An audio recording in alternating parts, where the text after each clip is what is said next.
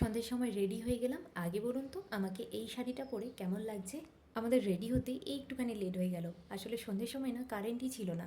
বেশ অনেকক্ষণই কারেন্ট ছিল না। একটুখানি টেনশনেও পড়ে গেছিলাম। কারেন্ট আসতেই নিজেও রেডি হয়ে গেলাম আর ছেলেকেও রেডি করে দিয়েছি। আর এদিকে আমার পিসিও রেডি হয়ে গেছে। ছেলের আমার বদমাইশির তো শেষই হচ্ছে না। সবাইকে দেখে আরো বেশি করে বদমাইশি শুরু হয়ে গেছে। সবাই একটু একটু করে রেডি হচ্ছে। ওদিকে মা রেডি হচ্ছে, এখানে পিসামশাই রেডি হয়ে গেছে, আমার একটা ছোট্ট মিষ্টি বোনও রেডি হচ্ছে। কাকিমা এখনো পর্যন্ত রেডি হয়নি। আর এদিকে আমার শাশুড়ি মাকে দেখুন, একেবারে ম্যাডাম সেজে চলে এসেছে।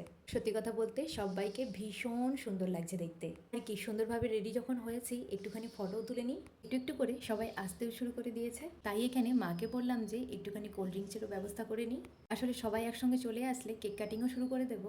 তাই ভাবলাম যে আগে একটু কোল্ড ড্রিঙ্কস দিয়ে দিই। কোল্ড ড্রিঙ্কসে নিয়ে এসেছিলাম স্প্রাইট। সমস্ত কিছু রেডি হয়ে গেছে। আর এদিকে পাপা আর বেটু মিলে চলে এসেছে কেকটা রেডি করতে। যেহেতু সবাই চলে এসেছে আর বেশ অনেকটাই লেট হয়ে গেছে, কেকটাও তো কাটতে হবে। আচ্ছা, ছেলের এই বার্থডে ডেকোরেশন আর কেকটা কেমন লেগেছে অবশ্যই জানাবেন। আমার ছোট্ট মিষ্টি পাপাকে কেমন লাগছে দেখতে সেটাও অবশ্যই জানাবেন। ছেলে তো কেক দেখে ভীষণ খুশি হয়ে গেছে। ছেলে কেক কাটার জন্য এতটাই অস্থির হয়ে পড়েছে। ছেলেকে যদি বলা হয় তুমি একাই কেকটা কেটে নাও, ও যে কেকটার উপর কি যে অত্যাচার করবে তো নিজেও সেটা বুঝতে পারবে না। যাই হোক, হ্যাপি বার্থডে বেটু, তুমি ভালো থেকো, সুস্থ থেকো, অনেক বড় হও আর মানুষের মতন মানুষ হও। মায়ের আশীর্বাদ কেন, সব্বার আশীর্বাদ তোমার উপর রইল। সবাই আমার ছেলের জন্মদিনে এসেছে, আমি ভীষণ খুশি হয়েছি। সবাই মিলে বেশ ভীষণ আনন্দও করেছে। কাটিং এর পর্ব তো শেষ হয়ে গেল। চলুন এবারে সুন্দরভাবে কেকটাকে কেটে প্লেটের মধ্যে নিয়ে সবাইকে দিয়ে দিই। কেক দেখে তো ছেলে আমার নড়ছেই না ওখান থেকে। ছেলেকে একটু আগেই কেক কেটে দিতে হয়েছে, কারণ কেকের জন্য পুরো পাগল হয়ে যাচ্ছে কখন আমি কেকটা খাবো। যাই হোক, কেক যখন নিয়ে আসা হয়েছে সবাই মিলেই তো খাবো, তাই না? তাই ওকে আগে একটু দিয়ে দিলাম। আর এদিকে প্রায় সবাই মিলে ভীষণ এনজয় করছে। আর ওদিকে খাওয়া দাওয়ারও ব্যবস্থা শুরু হয়ে গেছে।